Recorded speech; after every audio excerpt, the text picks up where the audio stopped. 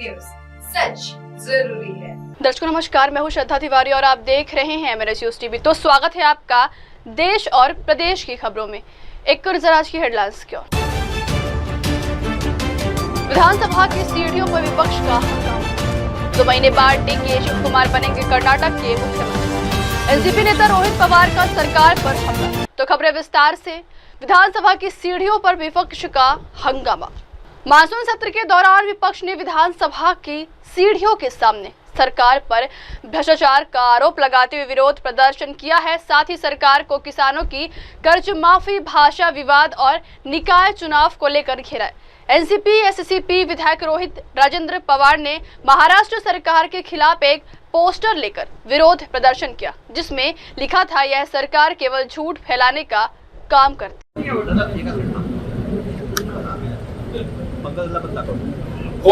खोटं बोलायचं नाही।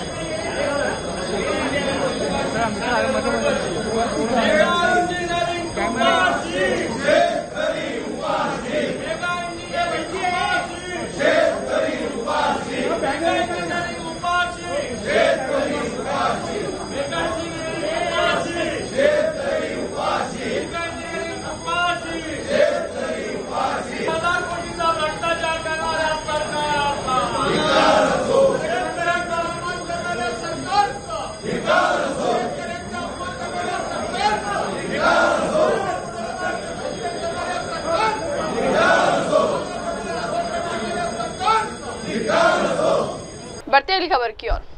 2 महीने बाद डीके शिव कुमार बनेंगे कर्नाटक के मुख्यमंत्री। कर्नाटक कांग्रेस को लेकर इन दिनों अटकलों का बाजार गर्म है। राजनीतिक गलियारों में ऐसी चर्चाएं हैं कि आने वाले दिनों में प्रदेश का मुख्यमंत्री बदल सकता है। इसका फैसला भी कांग्रेस हाईकमान ने किया है। हालांकि इन चर्चाओं को लेकर अब तक कोई पुख्ता जानकारी सामने नहीं आई है। हालांकि कांग्रेस सूत्रों ने स्पष्ट किया है कि कर्नाटक में सरकार के नेतृत्व में फिलहाल कोई बदलाव नहीं होने वाला है। इस बीच कांग्रेस विधायक इकबाल हुसैन को कारण बताओ नोटिस जारी किया गया है। उन्होंने दावा किया था कि 100 से ज्यादा विधायक डीके शिव कुमार के साथ है। विधायक इकबाल हुसैन पिछले एक हफ्ते से भी ज्यादा से अपने बयानों के कारण चर्चाओं में बने हुए हैं। इस बीच उन्होंने कर्नाटक में सीएम बदलने को लेकर एक बार फिर बड़ा दावा किया है। उन्होंने कहा है कि आने वाले 2 महीनों में डीके शिव कुमार ही कर्नाटक के नए सीएम होंगे। बेशक 200% वो बनेगा, बनाएंगे। अभी within 2 months he will be the chief minister, definitely 200%.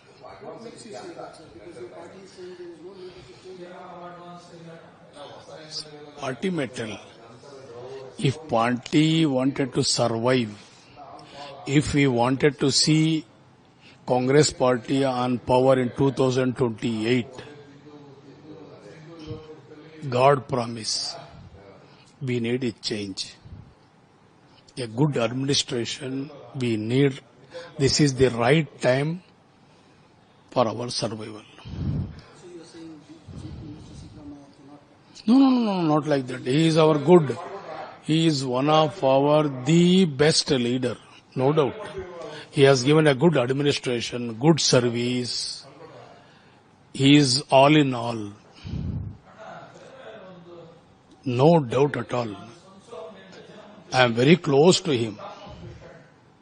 I am fan of him. But we have given sufficient time for him. last period also, full time he was the chief minister. This time also we have given an opportunity, High Command has given opportunity for 2.5 years. So, Shiv Kumar was given a wonderful contribution to the party to build the party, to bring this number.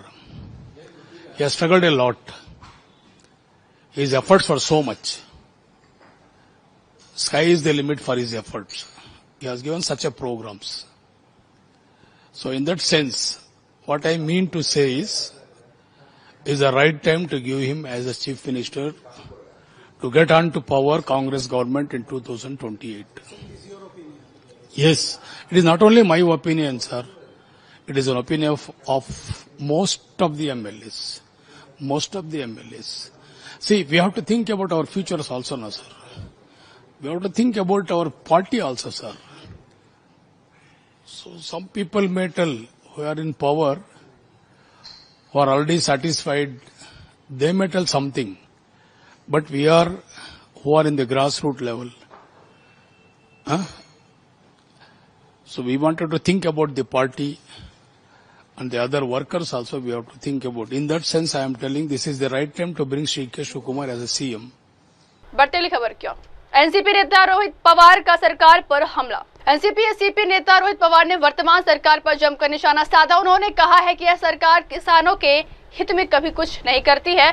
चुनाव से पहले वादे किए थे, लेकिन अब तक कोई ठोस कदम नहीं उठाया गया है। रोहित पवार ने आगे कहा है कि यह सरकार केवल किसान विरोधी ही नहीं, बल्कि महिला विरोधी और युवा विरोधी भी है। उनका आरोप है कि सरकार की नीतियां आम जनता के हित में नहीं। उनको पर कार्रवाई की सरकार जो है हमेशा किसानों की तरफ से बात करती है, और ऐसे में जो विरोधक है वो जब किसानों का मुद्दा उठाते हैं तो उन पर इस तरीके की कार्रवाई करके निलंबन किया जाता है। देखो, ये सरकार किसानों के बाजू से कभी नहीं बोलता। इलेक्शन के वक्त या बिफोर इलेक्शन उन्होंने किसानों के हित के बहुत सारे निर्णय हम लेंगे, हम जब सत्ता में आएंगे, ऐसा बोला था। लेकिन इलेक्शन होने के बाद कोई भी निर्णय किसानों के हित का इस सरकार ने वहां पे नहीं लिया। और उनके जो आमदार है या नेता है वो बहुत नीचे लेवल तक जाके किसानों के बारे में वहां पे वक्तव्य कर रहे या स्टेटमेंट दे रहे। तो हमारा कहना था कि महाराष्ट्र में किसान दिन था, तो उस दिन निमित्त वहां पे जिन जिन लोगों ने किसानों के खिलाफ वहां पे स्टेटमेंट दिया उनको आगे बुला के माफी किसानों की वहां पे मांगनी चाहिए, ऐसे हम सबका कहना था। अब ये बहुत इजी था, अगर मुख्यमंत्री साहब ने लोनीकर को वहां पे आगे बुलाया होता, माफी मांगी होगी। हम हमारी माफी मांगो ऐसे नहीं बोल रहे थे, हम बोल रहे थे आप किसानों की माफी मांगो, लेकिन वैसे कुछ हुआ नहीं।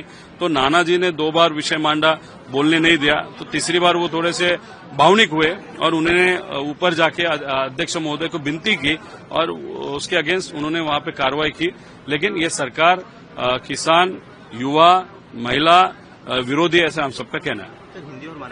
बढ़ती खबर की ओर, केरल बीजेपी अध्यक्ष राजीव चंद्रशेखर ने कांग्रेस पर जमात-ए-इस्लामी से गठबंधन का आरोप लगाया।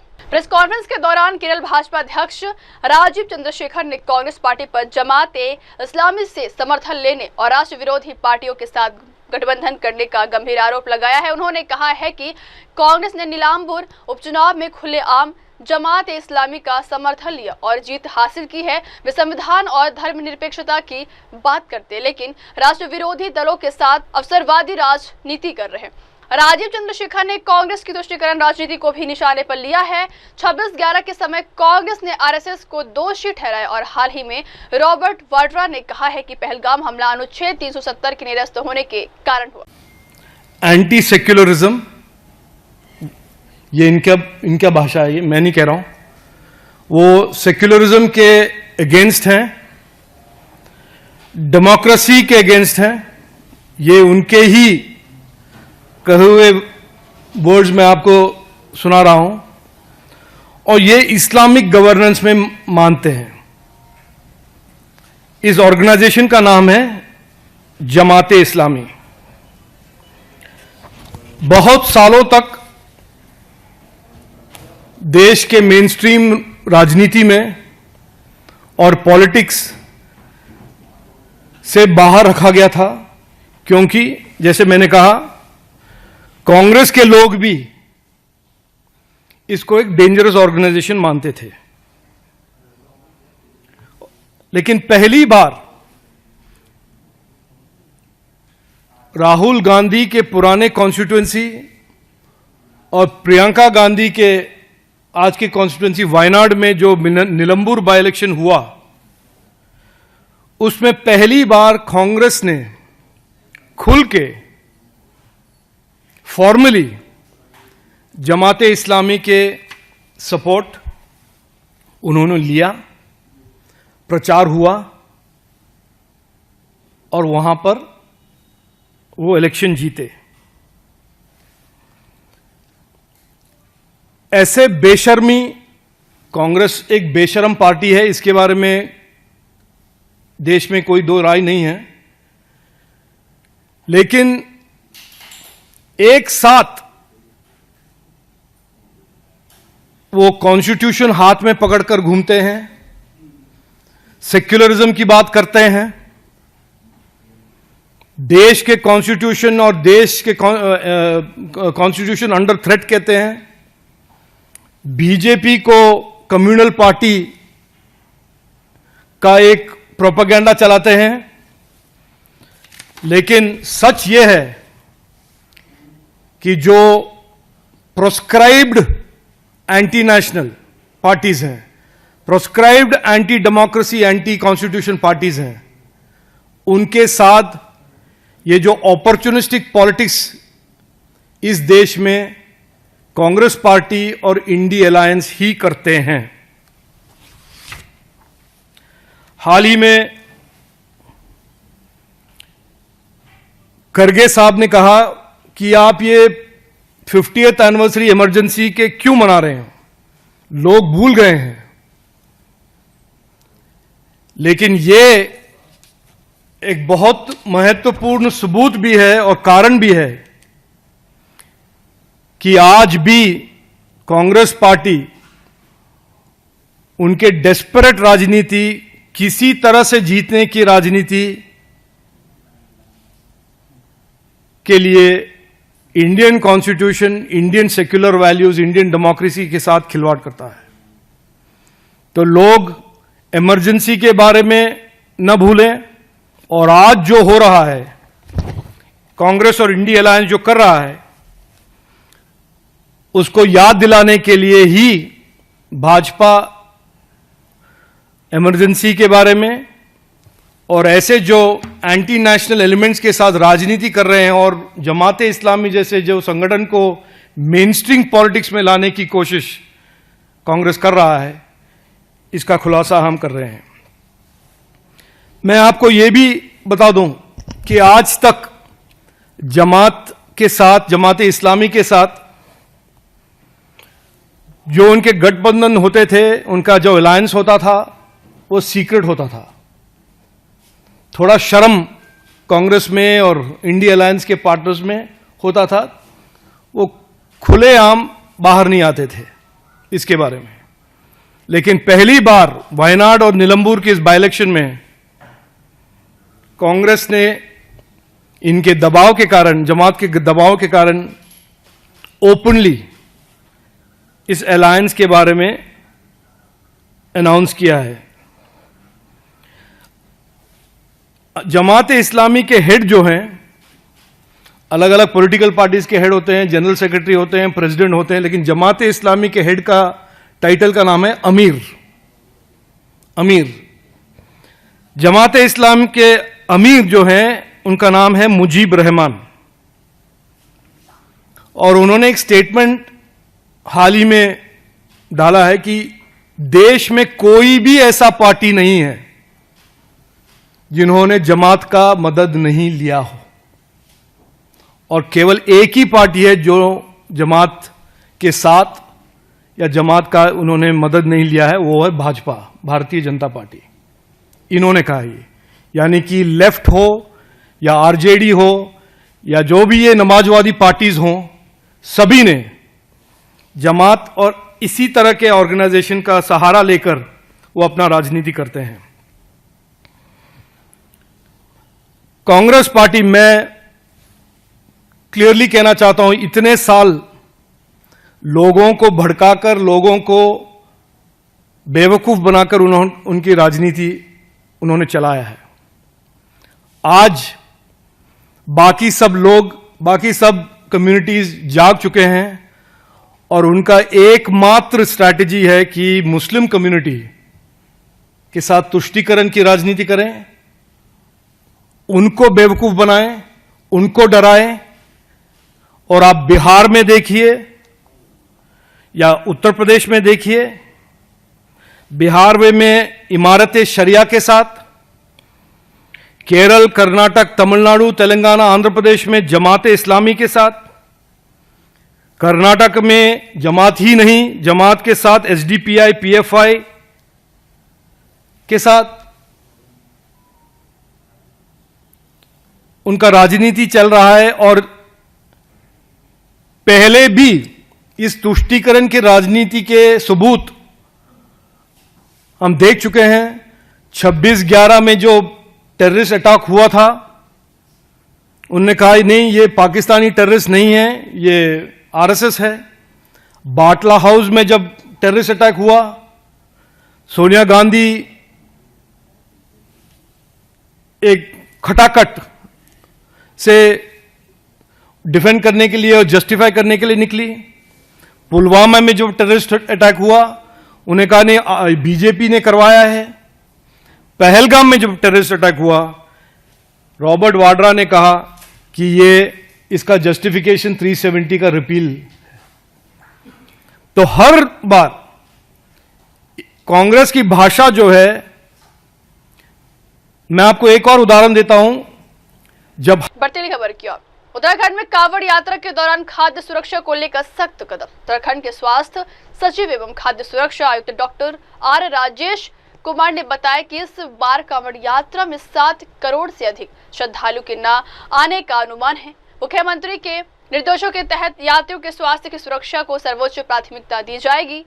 डॉक्टर राजेश कुमार ने कहा है कि यात्रा मार्ग पर स्थित सभी व्यापारिक प्रतिष्ठानों के लिए अपना लाइसेंस और पंजीकरण विवरण रखना अनिवार्य होगा, जिससे खाद्य विभाग गुणवत्ता सुनिश्चित कर सके और नियमित निरीक्षण कर सके। उन्होंने साफ कहा है कि अगर कोई लापरवाही पाई जाती है तो संबंधित धाराओं के तहत कड़ी कार्रवाई की जाएगी।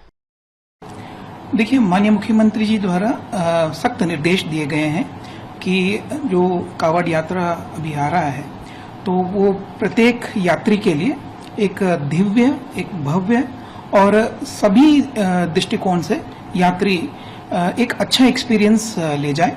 और इस बार लगभग 7 करोड़ से भी ज्यादा कांवड़ यात्रियों। बढ़ती खबर की ओर, जितेंद्र आव्हाड का बीजेपी पर निशाना।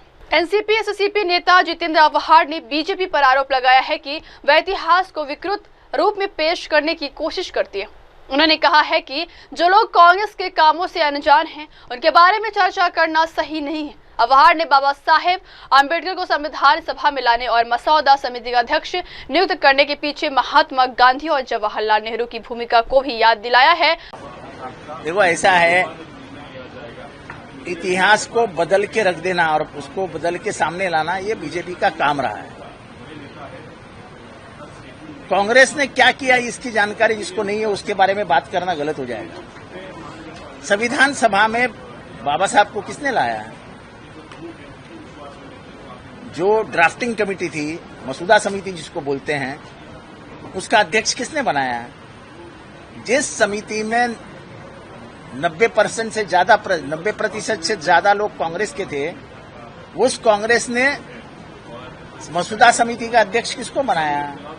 तो उस मसौदा समिति के अध्यक्ष थे डॉक्टर बाबा साहब अम्बेडकर। और ये निर्णय किसने लिया? तो ये निर्णय गांधी और नेहरू ने लिया था। तो आप कौन सी बात कर रहे हो? अगर यातना हुई होगी बाबा साहब को, तो 1950 में जब ये कहा गया कि हम बाबा साहब के संविधान को मानते ही नहीं है, भारत का संविधान नहीं है, भारत का संविधान ये मनुस्मृति है, और इसी मनुस्मृति को 1927 में बाबा साहब ने अंगार लगा दिया था कि ये भारत का सत्यानाश कर रही है। तो यातना कहाँ होती है? जब मैंने कोई बच्चा पैदा किया है, उस बच्चे को मारने की जब कोशिश होती है तो बाप को दुख होता है। मसौदा समिति के माध्यम से संविधान का बच्चा पैदा किसने किया? बाबा साहब ने किया। उसका गला घोटने का काम जिन्होंने किया, उसने सबसे ज्यादा यातना बाबा साहब को दी। बढ़ती खबर की ओर, अमरनाथ यात्रा पर बोले डिप्टी सीएम सुरिंदर चौधरी। अमरनाथ यात्रा 2025 को लेकर जम्मू कश्मीर के उप मुख्यमंत्री सुरिंदर चौधरी ने बड़ा बयान देते हुए कहा है कि हम भगवान भोले शंकर से प्रार्थना करेंगे कि अगली बार तीर्थयात्रियों के स्वागत के केंद्र शासित प्रदेश नहीं बल्कि राज्य जम्मू कश्मीर में हो। उन्होंने कहा कि सुरक्षा बल और प्रशासन अपनी जिम्मेदारी निभा रहे हैं और इस समय जम्मू कश्मीर में त्योहार जैसा माहौल है। यहाँ सभी समुदायों के लोग तीर्थयात्रियों का स्वागत कर रहे हैं और यही इस प्रदेश की खूबसूरती है। सुरेंद्र चौधरी ने यह भी कहा है कि हमने सुना है कि एलजी साहब ने भी जम्मू कश्मीर को राज्य का दर्जा दिए जाने के लिए प्रार्थना की। से बात करेंगे कि आप ऊपर दर्शन करके निकल आए तो आज आप बनहाल में हैं, रिसीव करने के लिए पहले जत्थे को, तो थोड़ा अपना फीलिंग्स बताइएगा। देखिए, जब मैं यहाँ खड़ा आया हूँ, बनहाल में खड़ा हूँ, तो मैं as a deputy chief minister Jammu Kashmir सरकार की तरफ से यहाँ, और सजाद शाहीन साहब जो हमारे ऑनरेबल एमएलए हैं बनहाल के, और मैडम शमीम जी जो चेयरपर्सन है यहाँ की बोर्ड की, और हम सब यहाँ पे आए हैं सरकार की तरफ से अपने यात्रियों की, अपने देश और दुनिया से जो लोग अमरनाथ यात्रा पे आए हैं उनका स्वागत करने के लिए, और उन सबको ये बताने के लिए कि उमर अब्दुल्ला साहब, जब हम यहाँ खड़े हैं तो उमर अब्दुल्ला सरकार यहाँ आपका स्वागत कर रही है। उमर अब्दुल्ला जो ऑनरेबल चीफ मिनिस्टर हैं जम्मू कश्मीर सरकार के, वो इनका स्वागत कर रहे हैं। तो इसलिए आज जब हम यहाँ पे खड़े हैं तो बंदोबस्त आपको अपनी अपनी जिम्मेवारी, जो बंदोबस्त में चाहे वो सिक्योरिटी फोर्सेज हैं, चाहे सिविल एडमिनिस्ट्रेशन है, वो अपनी अपनी जिम्मेवारी निभा रही है। और आपने देखा कितनी खूबसूरती से सारा यात्रा चल रही है, और सुबह ये जम्मू से चली और कल की लखनपुर से चली, और सबका आज सुबह वहाँ से झंडा दिया गया और ये आज यहाँ बनहाल में पहुंचे हैं। आज सड़कों पे ऊपर एक त्योहार है, एक फेस्टिवल चल रहा है, और यही जम्मू कश्मीर की खूबसूरती है। आज जब बनहाल में हम खड़े हैं, आप देखें यहाँ हिंदू भी है, यहाँ मुसलमान भी है, यहाँ सिख भी है, हर कौम इन यात्रियों का स्वागत कर रही है। यही जम्मू कश्मीर की खूबसूरती है, यही जम्मू कश्मीर का भाईचारा है, यही जम्मू कश्मीर का मेहमान नवाजी है, जो देश और दुनिया में जो एक जिसके लिए जम्मू कश्मीर को कहा जाता है। और ये यहीं से एक संदेश जाता है पूरे देश और दुनिया में कि जम्मू कश्मीर का भाईचारा, जहाँ शेर और बकरी ने गैठा पानी पिया हुआ है, ये वो जम्मू कश्मीर है, ये महाराजे का वो जम्मू कश्मीर है जहाँ पे एक पूरा स्टेट का दर्जा था। और आज जब हम हैं, जब इनका हमें थोड़ा सा ठेस है दिल में कि जब आज हम इनको स्वागत कर रहे हैं तो एक यूटी में कर रहे हैं। और उम्मीद भोले शंकर से यही दुआ करेंगे कि मेरा भोला कृपा करेगा, हमारी सुनेगा। अगली बार जब ये लोग आए, एक यूटी में इनका हम स्वागत नहीं करेंगे, हम एक स्टेट में करेंगे। थोड़ा सा है कि यात्रा इनकी लेट हुई, और थोड़ा सा हमें लगा कि एलजी साहब ने थोड़ी सी लंबी पूजा जम्मू में की, और हमें खुशी, और मुझे पता चला कि एलजी साहब ने उसमें भगवान भोले शंकर से मांगा है कि जम्मू कश्मीर को जल्दी से जल्दी स्टेट मिले, इसलिए थोड़ी सी यात्रा लेट भी हो गई है। तो लिहाजा यही हम भी भोले से यही दुआ करेंगे कि भोलेनाथ जम्मू कश्मीर के लोगों के अरमान पूरे हों। ये लोग जो यात्री आए हैं देश और दुनिया से, इनके अरमान पूरे हैं, जो मुरादें ये लेके आए हैं, मेरा भोला इनकी वो मुरादें पूरी करे। क्या आपने भी पवित्र गुफा पर यही प्रार्थना की शिव भगवान से जम्मू कश्मीर को? ये गुप्त होता है, ये मेरे और भोले में है। अब मैं आपको क्यों बताऊं? जब भोले से बात की है तो हम भोले से, वो मेरे बीच में अब क्या की है हमने की है, लेकिन इतना जरूर है कि एलजी साहब ने आज स्टेट के लिए पूजा बड़ी जोर शोर से की है वहाँ जम्मू में, कि जम्मू कश्मीर में जल्दी से स्टेट मिले, ये हमें सुनने में आया है। Thank you. 5,000 लोग आज पहले ग्रुप में शामिल हैं, तो क्या आपको लग रहा है ये तसलसल बरकरार रहेगा? क्योंकि पहलगाम के इंसिडेंट की वजह से कहीं ना कहीं दिलों में थोड़ी सी खटास आई थी लोगों को, तो क्या देखिए जो आप लोगों का उनको वालियाना इस्तेमाल है हर जगह? देखिए, जम्मू कश्मीर सिक्योरिटी का बंदोबस्त क्योंकि एलजी साहब ने करना है, उन्होंने खुद भी कहा है कि सिक्योरिटी मेरे पास है। बाकी जहां तक बंदोबस्त है, चाहे वो सड़कों का है, चाहे पानी का है, चाहे बिजली का है, और जितना भी बंदोबस्त है जो जम्मू कश्मीर सरकार के हाथ में, उसमें कहीं लापरवाही नहीं आएगी। और हमने ऑफिसरों को अपनी रिव्यू मीटिंग में उमर साहब ने भी कह दिया था कि जो लोग यात्री आएंगे, अमरनाथ यात्रा में आएंगे, भोले की यात्रा में आएंगे, किसी को कोई कहीं पे कोई कमी पेश नहीं आनी चाहिए। अगर कोई कुताही करेगा तो उसके खिलाफ भी कार्रवाई होगी, ऐसी बात नहीं। लेकिन पूरा बंदोबस्त है, पूरा, चाहे वो सिक्योरिटी फोर्सेज हैं, चाहे वो सिविल एडमिनिस्ट्रेशन है, उन्होंने पूरा बंदोबस्त किया है। और हमें अपने ऑफिसरान के ऊपर पूरी एक उम्मीद है और हमेशा विश्वास है कि हमेशा यात्रा कामयाब रही है, और ये भी कामयाब रहेगी और रही पीसफुल रहेगी। और दूसरा, जहां तक आप बाईसरन का ताल्लुक कहेंगे, जम्मू कश्मीर के लोग बड़े बहादुर हैं, हिंदुस्तान के लोग बहुत बहादुर हैं। ये कोई कहे कि कोई किसी गोले से, बारूद से हम लोगों को कोई डरा लेगा, हम डरने वालों में से नहीं। हम हमेशा इस देश के खड़े हैं, अपनी फौजों के पीछे खड़े हैं। हम अपने इन बॉर्डरों पर, क्योंकि जम्मू कश्मीर एक बॉर्डर स्टेट है, इन बॉर्डरों पे हम अपनी मजबूती से हिंदुस्तान के लिए खड़े हैं। तो इसलिए ये सरकार जो उमर अब्दुल्ला सरकार है, एक देशभक्त सरकार है, और हम हमेशा देश को मजबूत करने के लिए अपने कदम उठाते हैं। और जब यहाँ पे आज जब मैं as a deputy deputy chief minister यहाँ स्वागत करने सरकार की तरफ से आया हूँ। तो ये उमर अब्दुल्ला साहब के कहने पे मैं और शाहीन साहब और मैडम शमीम जी हम सब आए हैं। तो जो लोकल हमारे यहाँ पे सारे लोग हैं, यही एक मिसाल एक संदेश देने के लिए देश और दुनिया में कि जम्मू कश्मीर उतना ही प्यारा है जितने ही बाकी देश के शहर हैं। इसलिए इन लोगों को हम ये दिखाने आए हैं कि जम्मू कश्मीर इस यात्रा में आपके कदम कदम पे आपके साथ है। यात्री मत सोचें कि हम आप घरों से उठ के आए हैं, आप ये सोच के चलें कि एक घर छोड़ के आए हैं तो ये दूसरा घर भी आप है। जैसे कोई नानके जाता है, कोई दादके जाता है, उस तरीके से ये घर भी अपना है। तो इसलिए पर रिस्ट्रिक्शंस है तो उसमें क्या हुकूमत की, हाँ, ये बात मुझे लोकल्स ने यहाँ मिले हैं बैनाल में। उन्होंने कहा कि हमारी कोई लोकल्स जो ट्रांसपोर्ट है उस पर रिस्ट्रिक्शंस लगाई हैं। मैं वापस जाके ऑनरेबल सीएम साहब को, क्योंकि यहाँ से वापस जाके अब मैंने मिलूंगा, मैं ऑनरेबल सीएम साहब को, उमर साहब को जाके बताऊंगा। ये चीजें डिस्कस की जाएंगी, क्योंकि यात्रा के साथ साथ कई लोग, कोई मरीज है, कोई स्टूडेंट्स हैं, किसी का एग्जाम है, किसी ने स्कूल कॉलेज में जाना है, या किसी और कई लोगों को जरूरी काम है, कई लोगों ने जम्मू और कश्मीर के बीच में जाना है। तो हम नहीं चाहेंगे कि इस दौरान उनको कोई कहीं ना कहीं कोई तकलीफ हो, ना यात्रियों को हो, ना जो लोग जम्मू कश्मीर के लोकल यहाँ के रहने वाले हैं उनको हो। इसके लिए बात मैं चीफ मिनिस्टर साहब के नोटिस में लाऊंगा और इसका हल भी निकालेंगे। थैंक यू, बहुत बहुत शुक्रिया। बढ़ती खबर की ओर, महाराष्ट्र में किसान आत्महत्या पर नाना पटोले का सरकार पर आरोप। कांग्रेस विधायक नाना पटोले ने महाराष्ट्र सरकार पर किसानों की समस्याओं को अनदेखा करने का आरोप लगाया। उन्होंने कहा है कि सरकार ने स्वीकार किया है कि राज्य में किसान आत्महत्या कर रहे हैं। डीजल, पेट्रोल, बीज, खाद और कीटनाशकों की कीमतें बढ़ गई हैं, जबकि किसानों की आय कम है।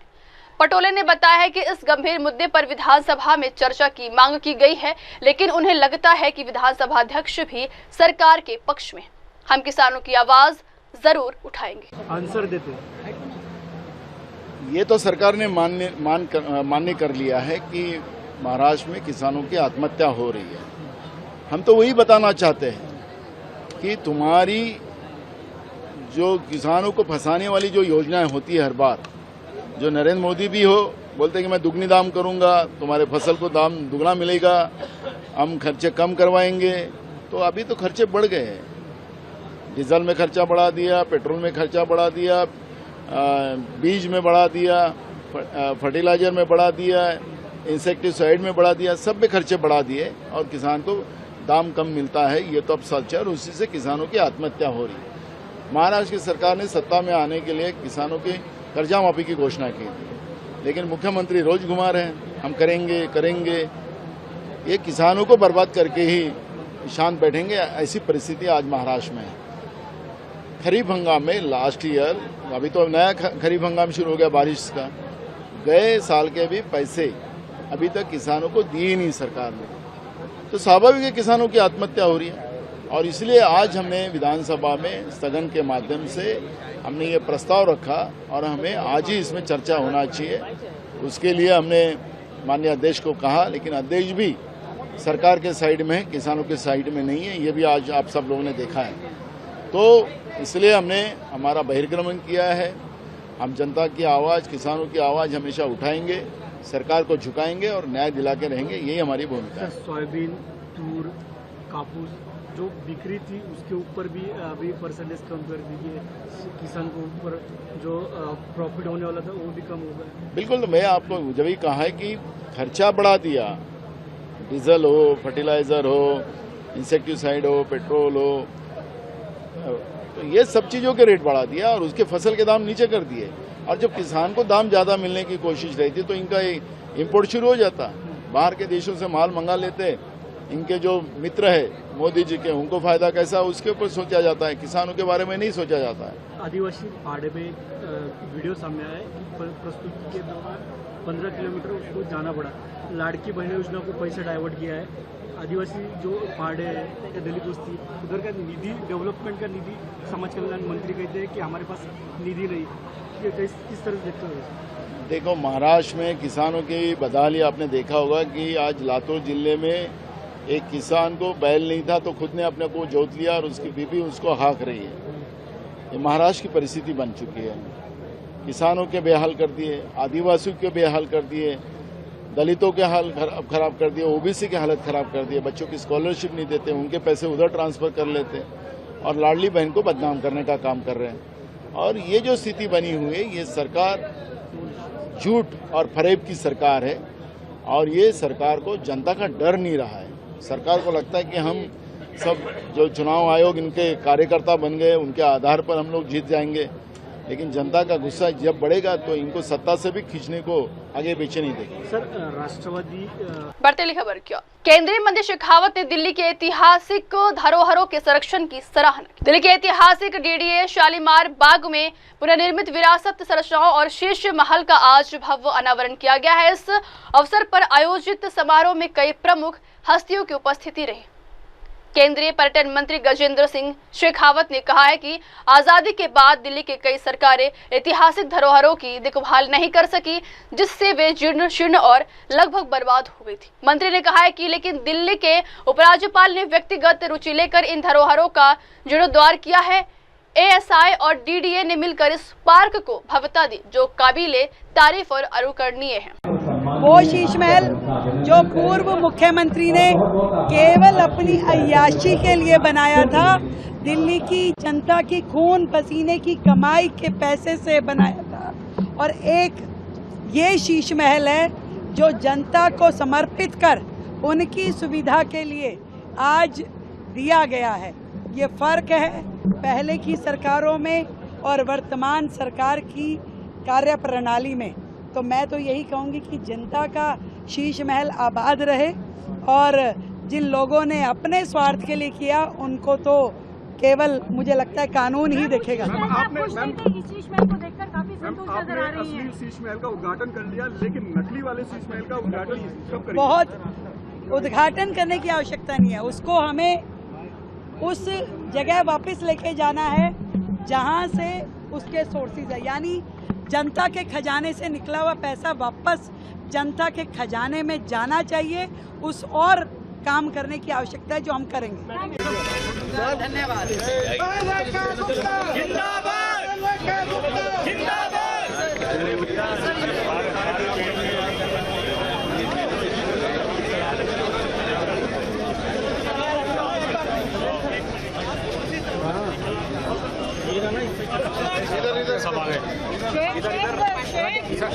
अभी रिक्शा से जाएगी ना, रिक्शा से जाएगी तो बैठ जाओ।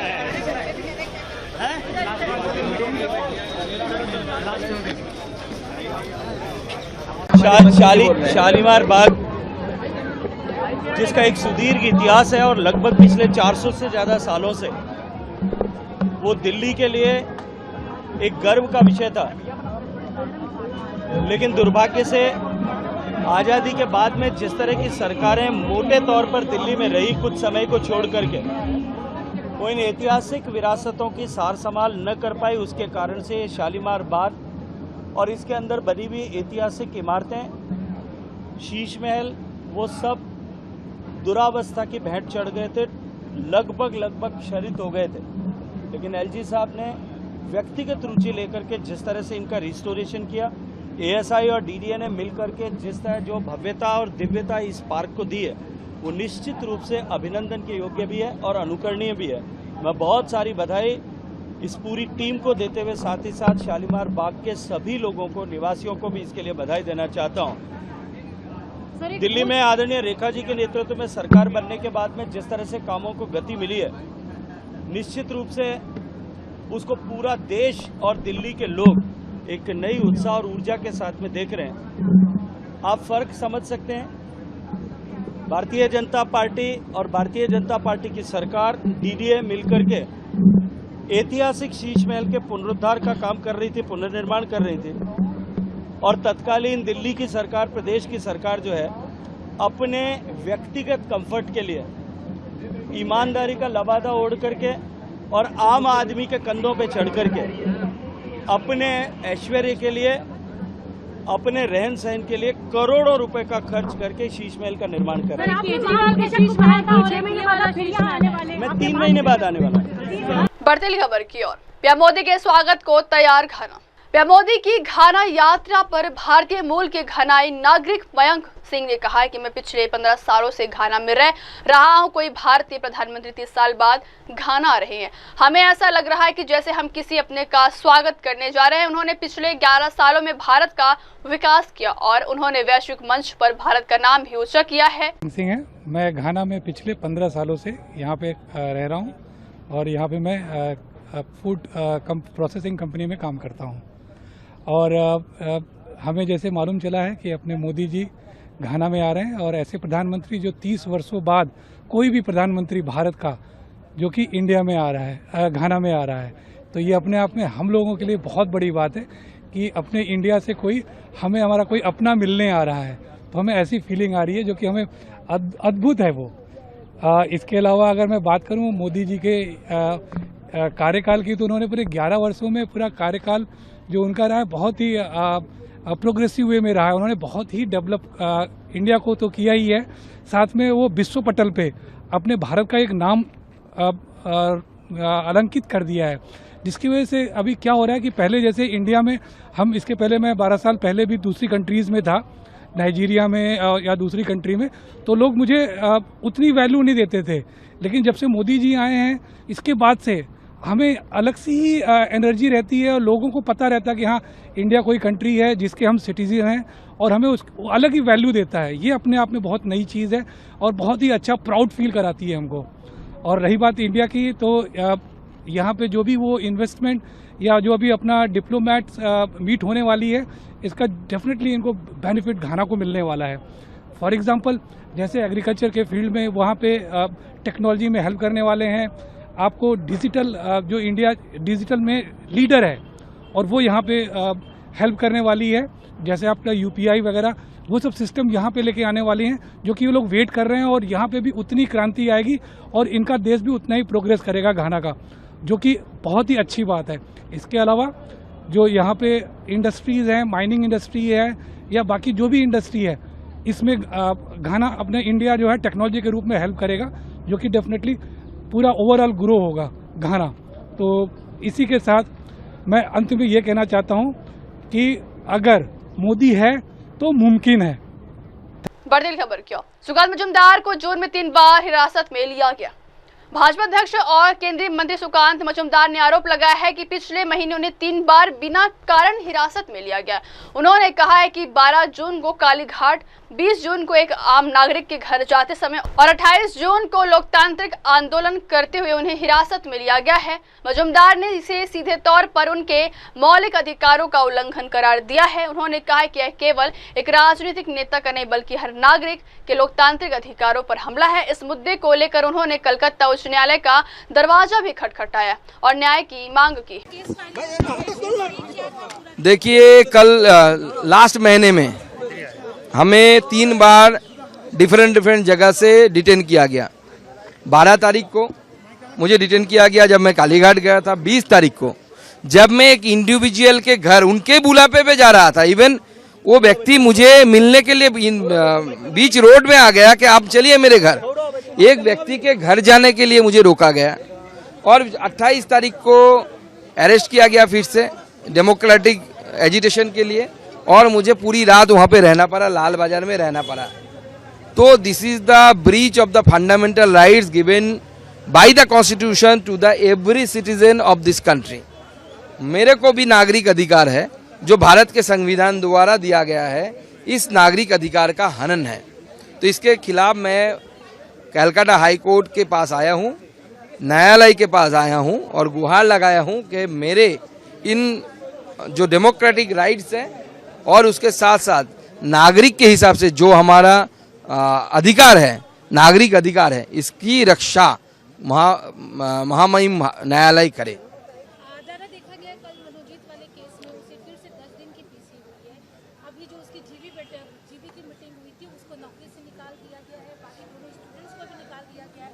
क्या इसके पीछे क्या कोई गॉडफादर था जिसका पता अब तक नहीं लगा? देखिए, पहली बात यह है कि एक हिस्ट्री शीटर को, यानी जिसकी पीछे 4 एफआईआर हो, पुलिस पीटने की, मारने की एफआईआर हो और पुलिस पीटने की वजह से एक रात जेल में भी रहा हो, उस व्यक्ति को अगर एक कैजुअल स्टाफ के हिसाब से कॉलेज में रखा जा रहा है तो मुझे लगता है कि रोल ऑफ द जीबी जो है, जीबी सब मेंबर्स, उनके भी रोल की इंक्वायरी होनी चाहिए। इससे ज़्यादा, एक से ज़्यादा और भी लड़कियों के साथ इसने आइदर बलात्कार किया है या उनको प्रेशराइज करके, मनोजीत ने प्रेशराइज करके उसके साथ सेक्सुअल रिलेशन बनाने की कोशिश की और उसकी वीडियोग्राफी की है।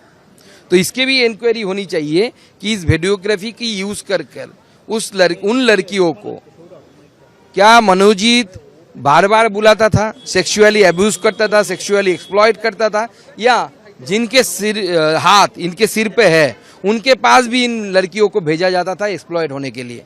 इसकी भी इंक्वायरी होनी चाहिए, क्योंकि ये बहुत बड़ा सवालिया निशान है कि अगर आप एक कॉलेज कैंपस को सेफ नहीं रख पा रहे, कॉलेज कैंपस के अंदर अगर इस एक छात्रा के साथ, एक स्टूडेंट के साथ अगर बलात्कार होता है, तो आपकी एजुकेशन सिस्टम, आपकी जो लॉ एंड ऑर्डर, इनके ऊपर एक बड़ा सवालिया निशान आ जाता है। जोगेश चंद कॉलेज जो है, उसके यूनियन की तरफ से बोला गया है कि 5 साल तक पास आउट स्टूडेंट्स को अंदर आने के लिए इजाजत नहीं दी जाएगी, किसी प्रोग्राम या इवेंट में वो नहीं आएंगे। देखिए, मुझे लगता है कि इन सब चीज़ों पे थोड़ा सरकार को ठीक तरीके से सोचना चाहिए। क्यों एक कॉलेज इंडिविजुअल नोटिस निकालेगा? सारे कॉलेजेस को नोटिस निकालना चाहिए। कोई एक स्टूडेंट आ सकता है, लेकिन 1 दिन के लिए आ सकता है, 2 दिन के लिए आ सकता है, उनको सर्टिफिकेट में। लेकिन अब लगातार एक कॉलेज के अंदर बैठे हुए हैं, सब जगह में ऐसा हो रहा है। सब छात्र नेता बैठे, बच्चे के बाप बन गए, छात्र नेता बन के बैठे हुए हैं। चलो देखिए, तो तृणमूल की तो मानसिकता है, तृणमूल की मानसिकता है छोटी घटना। ममता बनर्जी खुद बोल चुकी है कि छोटी घटना ऐसी चीजें होती है। तो रेप को लेकर हमारी सरकार, पश्चिम बंगाल की जो सरकार है, पश्चिम बंगाल की सरकार ये मुझे लगता है कि एट ऑल सीरियस नहीं है। They are not serious about it. और जिस तरीके की इसको लेकर संजीदगी होनी चाहिए, सेंसिटिविटी होनी चाहिए, we are lacking that sensitivity the state government. देखा जा रहा है कि सिर्फ साउथ कोलकाता लॉ कॉलेज नहीं, कोलकाता के बहुत कॉलेजेस में जहाँ पे टीएमसी के छात्र नेता, वो लोग उसी कॉलेज में कोई कैजुअल स्टाफ, कोई गेटमैन, कोई लिफ्टमैन के तौर पे काम कर रहे हैं, उनको नौकरी मिल रहा है। नहीं, पूरे पश्चिम बंगाल में ये है, पूरे पश्चिम बंगाल में ये है। तृणमूल छात्र नेता को नौकरी मिल रहा है। तृणमूल छात्र नेता, स्टेट के छात्र नेता, मुझे पता है, उसके गर्लफ्रेंड पीएचडी कर रहा है कहीं पे। ऐसे बहुत सारे हैं। मैं प्रोफेसर हूँ, इसलिए मुझे पता है कौन से यूनिवर्सिटी में क्या हो रहा है, खबर तो आ ही जाता है। सब इस तरीके की नेक्सस बना के रखा है। कहीं किसी को नॉर्थ बंगाल भेजा जा रहा है, जिसको फैकल्टी बनने की एलिजिबिलिटी भी उतनी अच्छी नहीं है। एलिजिबिलिटी तो आपके लिए नेट है, लेकिन नेट क्वालिफाई होने के बावजूद जिसके जो पेपर्स होनी चाहिए है नहीं, लेकिन तृणमूल करने के कारण उनको नौकरी मिल रही है। बढ़ती खबर क्या, जयराम ठाकुर ने सिराज के कुकला ग्राम पंचायत का दौरा किया। विपक्षी नेता और पूर्व मुख्यमंत्री जयराम ठाकुर ने सिराज निर्वाचन क्षेत्र के कुकला ग्राम पंचायत का दौरा कर स्थिति का जायजा लिया। उन्होंने बताया कि कई घर और सड़कें बह गई हैं, जिससे स्थानीय लोगों की मुश्किलें बढ़ गई। जयराम ठाकुर ने अधिकारियों को प्रभावित इलाकों में राहत और पुनर्वास कार्य तेज करने के निर्देश भी दिए हैं। इस दौरान उन्होंने प्रभावित परिवारों से बातचीत कर उनकी समस्याएं सुनी और उनके लिए हर संभव सहायता का आश्वासन दिया।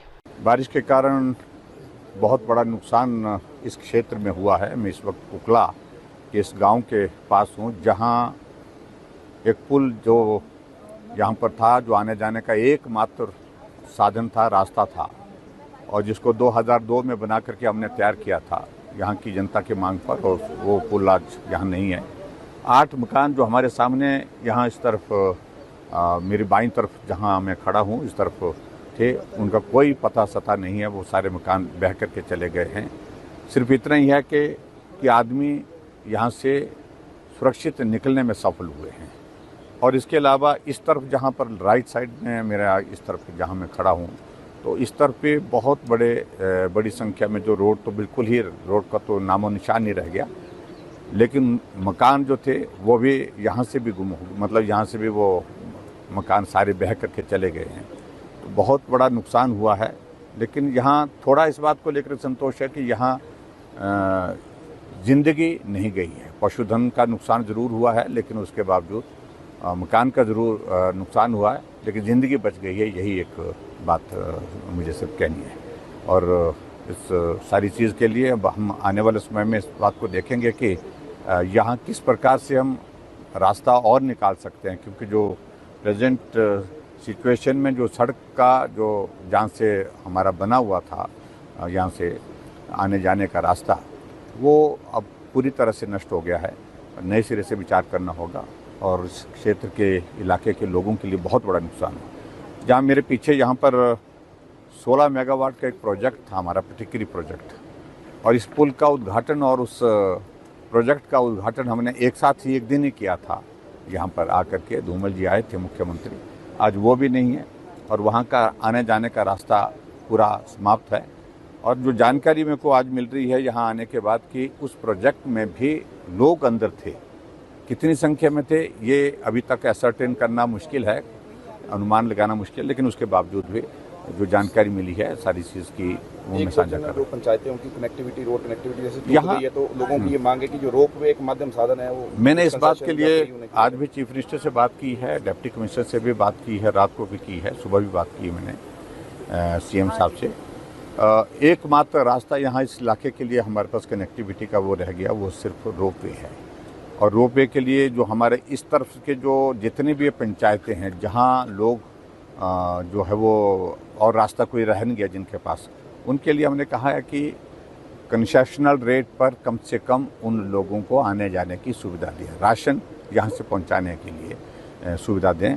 कोई मरीज है, पेशेंट है, उनको ट्रांसपोर्ट करने के लिए आग्रह हम इस बात के लिए कर रहे हैं कि लोगों की मांग पर अगर रात को इमरजेंसी भी आती तो भी इवैक्यूएट करने के लिए पेशेंट को यहाँ से ये रोक।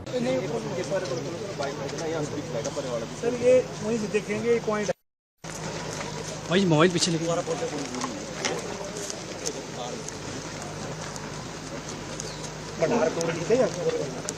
सर भाई बता पूरा ऐसे गया नीचे सर मंदिर के जो ग्रीश जल्दी जल्दी जल्दी जल्दी पीछे सर बड़े बड़े मकान तो ये जो मंदिर है सर, मंदिर के फिर तक खाली है जहाँ पे आप खड़ी है आगे जाओ।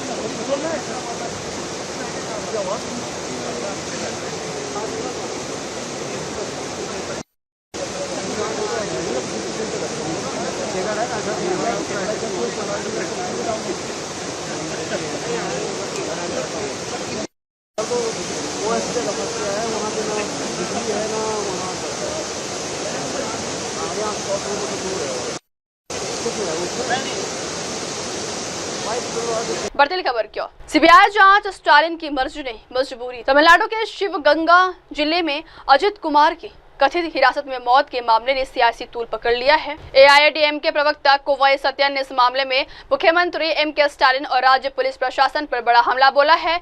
कोवाई सत्यान ने कहा है कि अगर मुख्यमंत्री ने सीबीआई जांच के आदेश नहीं दिए होते तो अदालत खुद यह निर्देश देती, क्योंकि सब कुछ साफ दिख रहा था। उन्होंने दावा किया है कि कल न्यायालय में जो कुछ भी हुआ है उसने पुलिस बल की साख पर सवाल खड़े कर दिए हैं। न्यायाधीश ने पुलिस की भूमिका को पूरी तरह हटा दिया और सबूत मिटाने की उनकी जबरदस्त कोशिशें उजागर की। If MK Stalin has not directed CBI inquiry, the Honorable Court would have done it. Everybody witnessed how the Honorable Judge yesterday stripped the police force and exposed their wrongdoings in this murder, custodial murder. And those people who took the law into their own hands and their blatant attempt to erase the evidences. These were all exposed by the Honorable Judge. Indeed, even asked the AG, is there any issue referring this case to CBI? Having known that the Honorable Court will direct to CBI, Stalin, as a usual mundane exercise of a damage control exercise, not getting exposed any further, referred this to CBI. It is not out of his own will. It is of the compulsion and knowing that the court is going to order. That's why it has been referred. If the 25th custodial murder of this case has been referred to CBI and MK Stalin takes pride that justice will be delivered, where is the justice for the 24 custodial murders that took place after he took charge as the Chief Minister? Where is the justice for the 68 lives that were lost because of illicit liquor in Kalakurchi, when the Chief Minister has not even visited the families, not spoken to any of the family members? He doesn't have the spine to even speak to them. What happened to the 32 lives lost in Vikramandi the year before? And do they deserve justice? Will M.K. Stalin dare to speak on these lines? Will he make a statement that justice will be delivered? For all those cases where DMK members are directly involved, DMK netas are directly involved, all those cases will be inquired by the Tamil Nadu police. But where the issue has gone larger, it has gone out of hands, and media has taken it and thoroughly exposed, it has been referred to CBI. Clearly indicates how incompetent these governments can be. And just because the elections are around the corner next year, yet another is a damage control exercise by M.K. Stalin to save his face. And CM yesterday spoke to the accusation to you. Committing a crime is a punishable offence. Erasing the evidence is also a punishable offence. If that were to be true, then M.K. Stalin should be the first person who should be arrested on trying to erase the evidences or watering down the entire episode. He is the head of the state, under him is the police. The victim's mothers complained there were no FIRs. Rather than addressing those issues, calling up the victim's family mothers and trying to offer soaps clearly indicates that CM himself is indulging in watering down the entire issue.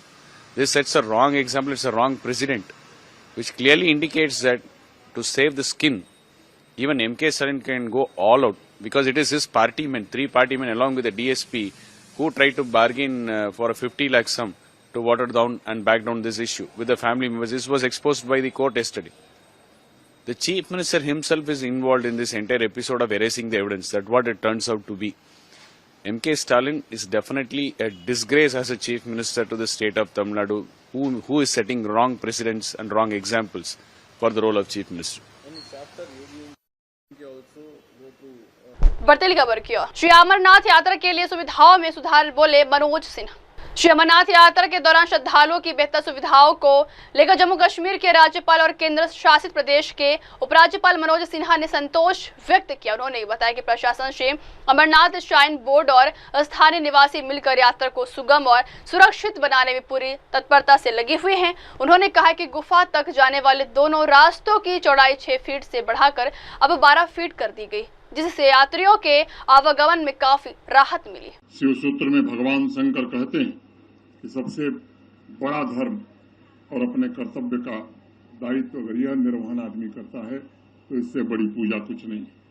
तीर्थ यात्रियों के लिए जम्मू कश्मीर प्रशासन ने, Shri Amarnath ji shrine board ने और जम्मू कश्मीर के निवासियों ने अच्छे तरह से अपने कर्तव्यों का निर्वहन किया है। 2022 से निरंतर अमरनाथ जी की पवित्र तीर्थ स्थल के लिए आने वाले भक्तों की सुविधा में सुधार भी किया गया है। भगवान अमरनाथ जी की गुफा तक जाने वाले दोनों मार्गों को जो 4 फीट 5 फुट चौड़ा हुआ करते थे, आज 12 फीट चौड़ा बना दिया गया। पहले वो मार्ग अंधकार में हुआ करते थे, अब ग्रिड कनेक्टिविटी वहां उपलब्ध करा दी गई है। पूरे रास्ते में टेलीकॉम कनेक्टिविटी पूरी तरह से प्रदान हो गई है। यात्रा ट्रैक पर लाइव फीड के लिए हाई क्वालिटी कैमरास लगाए गए हैं। राजभवन और पुलिस कंट्रोल रूम में 24/7 इंटीग्रेटेड कमांड और कंट्रोल सेंटर चलता है, जिससे पूरे यात्रा की मॉनिटरिंग होती है। सभी यात्रियों और सर्विस प्रोवाइडर्स के लिए RFID बेस्ड ट्रैकिंग सिस्टम भी स्थापित कर दिया गया है, जिससे रियल टाइम मॉनिटरिंग हो सके। चंदनबाड़ी और बालटाल दोनों यात्रा बेस कैंप में ONGC ने 100 बेड के अस्पताल बनाए हैं। स्वच्छता के मामले में विगत यात्राओं में हमने उल्लेखनीय उपलब्धि प्राप्त की थी। 2022 के पहले सिर्फ श्राइन बोर्ड द्वारा यात्रा एरिया में सफाई होती थी। अब हमारा ग्रामीण स्वच्छता निदेशालय, department of housing and urban development, ये सभी प्रशासन के डिपार्टमेंट भी इस काम में पूरी तत्परता से काम कर रहे हैं। 2024 में कचरा मुक्त और सस्टेनेबल तीर्थ यात्रा सुनिश्चित करके 0 लैंडफिल का लक्ष्य हासिल किया गया था। श्रद्धालुओं के लिए जोर शोर से यात्री निवास के निर्माण का कार्य शुरू है। कल श्रीनगर में अमरनाथ जी श्राइन बोर्ड के कार्यालय और यात्री निवास का लोकार्पण हुआ। 4 तारीख को बालटाल में भी लोकार्पण हो जाएगा। मैं कह सकता हूं ये सब भगवान भोलेनाथ के भक्तों को समर्पित है।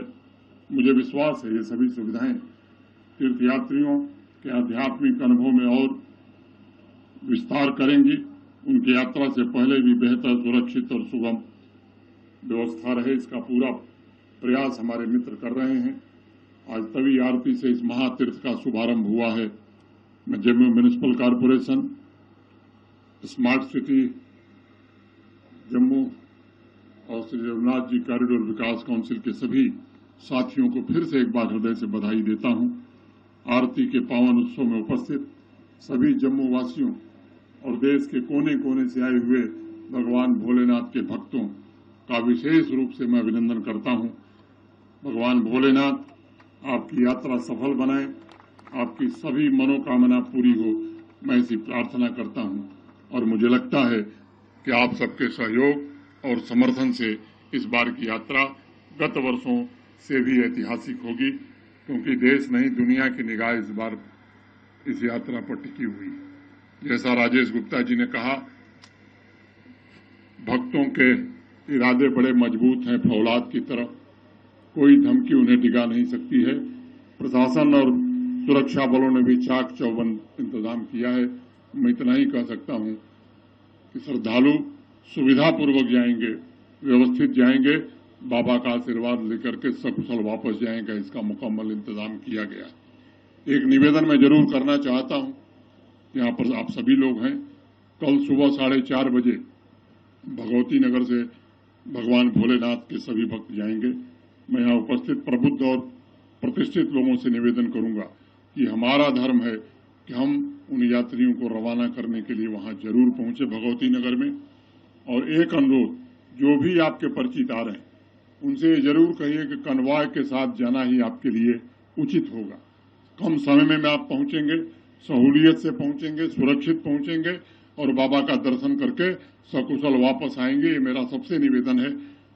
प्रशासन के हमारे साथी प्रयत्न कर रहे हैं, श्राइन बोर्ड प्रयत्न कर रहा है। मैंने भी प्रेस के माध्यम से इस बात को कई बार कहा है। मैं मीडिया के साथियों से भी निवेदन करूंगा कि इसे जन जन तक पहुंचाने में आप भी सहयोग करिए। यहाँ उपस्थित सभी देवियों सज्जनों से विशेष रूप से मैं अनुरोध कर रहा हूं कि जो भी आपसे पूछे उसे जरूर ये कहिए कि कन्वॉय के साथ चलेंगे तो आपको सुविधा होगी। फिर किस तरह के अरेंजमेंट किए जा रहे हैं? कल से यात्रा शुरू हो रही है, तो पहला जत्था कल फ्लैग ऑफ होगा। मुझे लगता है कि मैं पिछली 4 यात्राओं को मैंने देखा है। यात्रियों और भक्तों की सुविधा के दृष्टिकोण से भी पहले से बेहतर इंतजाम है और सुरक्षा की दृष्टि से भी सुरक्षा बलों ने, जम्मू कश्मीर पुलिस ने बहुत ही चाक चौकबंद इंतजाम किया है। जिस तरह से श्रद्धालु देश भर से उमड़े हैं, अभी तक 5000 से ज्यादा लोग यहां आ चुके हैं। मैं उम्मीद करता हूं कि आने वाले दिनों में संख्या और बढ़ेगी। मैं मीडिया और जम्मू कश्मीर के हर नागरिक का भी सहयोग चाहता हूं। सबसे निवेदन करता हूं कि आप सबकी यात्रा है, केवल प्रशासन और सुरक्षा बलों की यात्रा नहीं है। मैं समझता हूं पूरे जम्मू कश्मीर की परंपरा का निर्वहन करते हुए इस यात्रा को सफल बनाएं। अच्छा रिस्पॉन्स है, आप देख सकते हैं। अंत तक जत्थे में बहुत अच्छा रिस्पांस रहेगा, आप देखते रहिए। बहुत बहुत शुक्रिया। होने जा रहा है भगवान श्री रामचंद्र महाराज जी की स्तुति व माता वैष्णो देवी जी की आरती गायन में श्रद्धेय पुजारियों द्वारा सभी देवी देवताओं की अर्चना करते हुए देखेंगे व इनसे आशीर्वाद प्राप्त करेंगे। इस आरती कार्यक्रम से आप अपने भीतर आनंदानुभूति अनुभव करेंगे। दिल्ली सरकार के नए नियम पर आतिशी का विरोध। पूर्व दिल्ली मुख्यमंत्री और आम आदमी पार्टी नेता आतिशी ने दिल्ली सरकार के नए नियम पर तीखा हमला किया, जिसमें 10 साल की से पुराने वाहनों को ईंधन नहीं मिलने और सड़कों पर चलने से रोकने का फैसला लिया गया। उन्होंने कहा है कि बीजेपी सरकार ने तुगलकी फरमान जारी किया है कि 10 साल पुराने वाहनों को ईंधन नहीं मिलेगा और वे सड़कों पर नहीं चलेंगे। दिल्ली के आम लोग ऑफिस जाने के लिए दोपहिया वाहन का इस्तेमाल करते हैं। भारतीय जनता पार्टी की दिल्ली सरकार ने दिल्ली के लोगों को परेशान करने के लिए एक तुगलकी फरमान निकाला है, जिसके तहत 10 साल से पुरानी गाड़ियों को फ्यूल नहीं मिलेगा, 10 साल से पुरानी गाड़ियों को सड़क से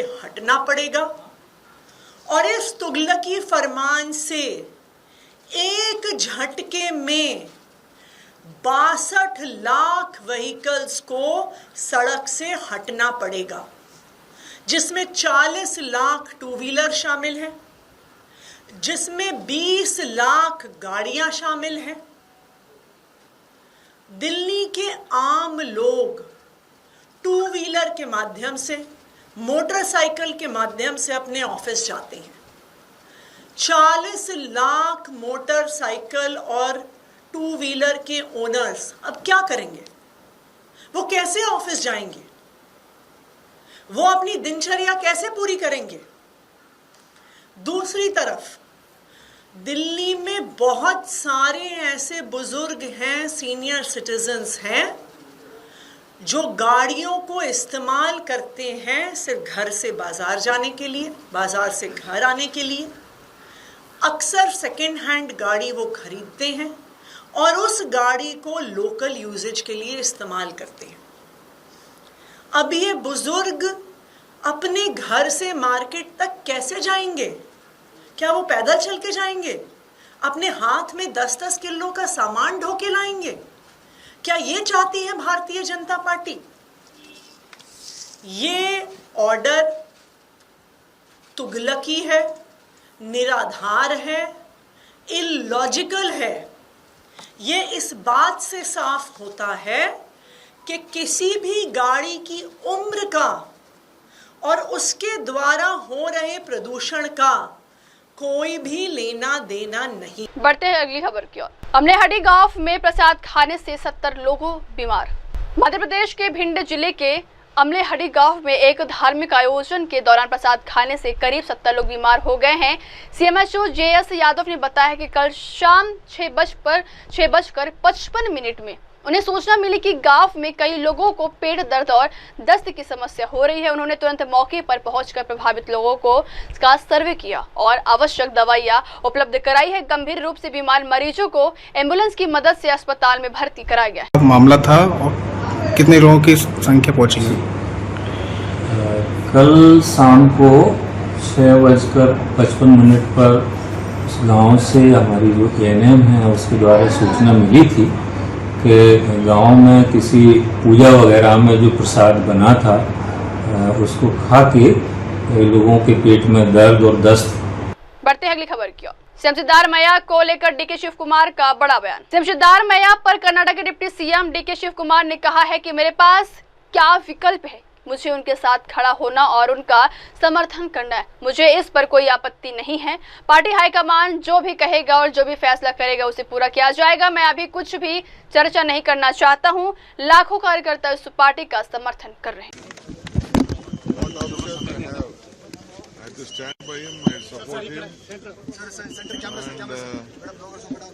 don't have any objection to it. Whatever the party recommend tells, whatever it decides, it will be fulfilled. You mean sir, currently the party is not backing you sir right now because your supporters said you have sacrificed so much for the party. You brought the party to power in the state. I don't want to discuss anything. All lakhs of workers have supported this party. It is not only DK. Sir, power sharing.